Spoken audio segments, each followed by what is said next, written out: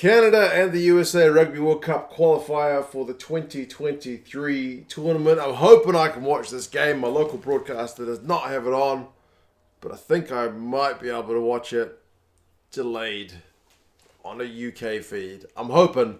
If I don't do a review video of this game, it's because I didn't manage to see it. But either way, it is Canada. They are taking on the States this weekend in the first two games as part of their Rugby World Cup 2023 qualifying campaign. Now, as far as I'm aware, the criteria for qualifying for the 2023 tournament has shifted a little, and that the winner of this game, the winner of the two games, will go on to play one of the South American teams to try and qualify for that top Americas spot. But whoever loses this game is not out. They will also have a chance against, I think, the second place team in the Americas. I don't know. It all gets a little bit convoluted, but the quickest way to get qualified for the World Cup is to win these next two games, or be the winner over all of the two games, and then take out the South American team, is my understanding. But either way, for this game, I'll go over the two squads. I did grab them from America's Rugby News, which is a really useful website. If you haven't used that one before, it's a really valuable resource. But they did a full preview. I've had a read of that and had a look at some of the kind of stats and whatnot from recent games, recent lineups. And there's certainly two teams that I could benefit from watching a wee bit more. Fortunately, I did watch the kind of tail end of the MLR season in 2021. So a lot of these guys I kind of saw, either in passing or in depth, based on the MLR campaigns, because the lion's share of both squads are MLR players. So that's kind of, I guess, shows the value of that competition, that those guys are getting to play professional rugby kind of week in, week out as their full-time job. It's going to be played in Newfoundland, which I think could be a pretty hostile atmosphere from the article I read anyway. So fingers crossed the Canadian fans can kind of get behind their team, because as far as I'm aware, the recent record between the States and Canada has been pretty lopsided, with the States tending to take out Canada relatively easily, man. The average score across the last 5 games, which have all been American wins, 34-17. I think the closest one has been like 20 points to 15 and 30 points to 25. So there have been a few close ones. There have also been a few hidings. Usually the games in the States like 47-19. And there was one in Canada, though, 42-17. So there have been a few kind of, big time wins for the All Blacks, for the Eagles. Anyway, for the squads, the Canadians have gone with Sears-Duru, Quattrin, and Tierney in the front row. Tierney has kind of come into the squad. I don't think he played in the games against England and Wales for Canada, but Quattrin and Sears-Duru certainly did. I think Tierney's playing over in France, right? So he's maybe a good guy to kind of bolster the squad. They've kind of lacked a few of the big names, though, that you might expect in a Rugby World Cup qualifying campaign, which is unfortunate. There's no Tyler Ardron, who's like, if any New Zealand fan knows a Canadian player, it's certainly Tyler Ardron, bar none. Because he played for the Chiefs. He was a really great player for them. So I think, it's a real pity. But Olmsted as well, who played for my Auckland team, he's not there. Bukaboom's not there. So they're missing a few kind of big name players, which is unfortunate.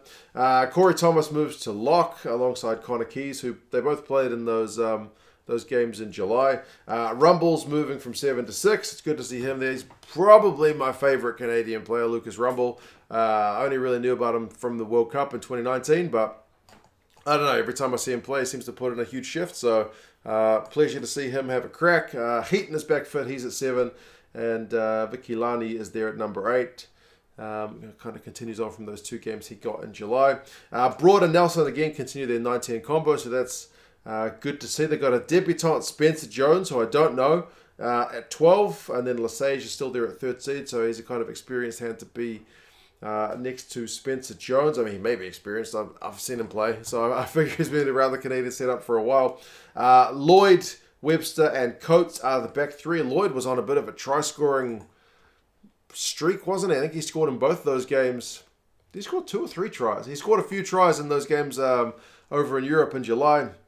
Webster's another guy on his debut. And then Coates was pretty solid at 15 as well for Canada in July. But like I mentioned, there's I think 10 MLR players, 2 academy players, 2 French-based players, and 1 Sevens player in the starting 15. So it's largely that kind of MLR squad, and a lot of guys from the Arrows, which I mean, I guess that's a good thing. I know the Canadians and the Arrows in the draft, like drafted 3 Canadian players, which is probably a wise thing going forward. The amount of guys you can keep with the Arrows is going to build into, Canadian national team form. I would imagine the Pumas and the Hawaras did it in Super Rugby, where they had the large contingent of their Pumas guys playing in the same club competition, and that kind of, that chemistry builds as you're keeping on. But anyway, that's the starting 15. Howard, Keith, Rowland, Flesch is another guy on debut.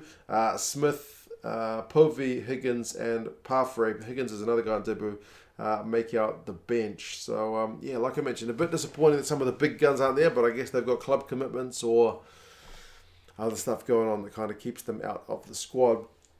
For the States, Wenglewski, Fawsitt, and Mullen is the front row. So that's a changed front row. And you look at the States bench, and it often seems like there's a few more big names there, maybe than like the starting lineup. Like you've got Ainu'u, Taufete'e, you got McGinty. Like there's a few big names on the bench, but maybe I think McGinty arrived at the squad late, so that's kind of why he's bench rather than starting.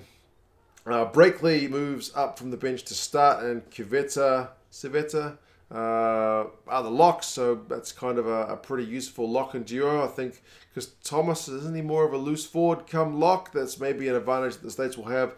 Germishuys, Fa'anana Schultz, and Dolan are the back row, and I think they all scored tries in the July games as well. So, I mean, the States had a really good game against England and then kind of got blown away by Ireland, but those were certainly some guys that impressed. Germishuys, I think he plays for Rooney, right? He's looked he's a bit of a unit. So, really fun guy to watch. De Haas and Maggie, the 9-10 combo. Like I mentioned, McGinty's probably the guy, but with him arriving to the squad late. And interestingly, Luke Carty, who was the guy who played 10 during the July games, he moves back to fullback. So maybe it's a kind of dual playmaker thing going on for them. Bryce Campbell and Marcel Bracchi are 12-13. I think Bracchi I've seen, because he's played for the Force in Super Rugby, he's just signed for the Gilgronis, I think. So he's another guy who's going to be bringing some talent to the MLR. Mika Kruse, who I saw a lot with Utah, he's on one wing, Christian Dyer's on the other, and as I mentioned, Carty's there at fullback. So, the States have got some big guns to bring off the bench. Is it Pafletti, Ainu'u and Taufete'e, Mahoney, Guerra, Alsberger, Lopetti, and McGinty. There's no Baska, who I've been seeing playing a lot at Utah. There's no Teo, I've been seeing a lot play at Utah, but I'm not sure what the deal is, how many of these guys are injured and how many of these guys are just being kind of rotated in or out. There's no Peterson, who played lock in both those games in the July period, but I guess it's a chance for Brakeley to get a crack. So, certainly stable-ish, but kind of shifted up lineups from what I know, man. Like I'm far from an expert on either of these teams. Mike Adamson from Scotland is the ref for this one. It's on at 3 p.m. local time, so that's an afternoon game. I think that makes it 5:30 in the morning here, but I doubt I'll be able to watch it live. The UK people are streaming it, I think, about 4 hours later, so I might see it in the morning, late morning New Zealand time, maybe like 9 o'clock in the morning. I will endeavour to watch this game. I'll be pretty disappointed if I don't get to see it, but fingers crossed I get to see this one. As I mentioned, the States have certainly had the advantage over Canada in recent times. The average scoreline kind of leads that way. If you looked at the games in July, the Canada got kind of 2 big hidings, whereas the States had one good, one bad. I don't know, man. There's certainly things to like about both teams. As I said, I've been watching some of these guys loosely in the MLR for a while, and there's certainly some guys like Germishuys I like watching. Kruse, I mentioned Rumball. Lloyd got a couple of tries. I don't think he's playing for any professional side yet, right? He's been in the academy in Canada.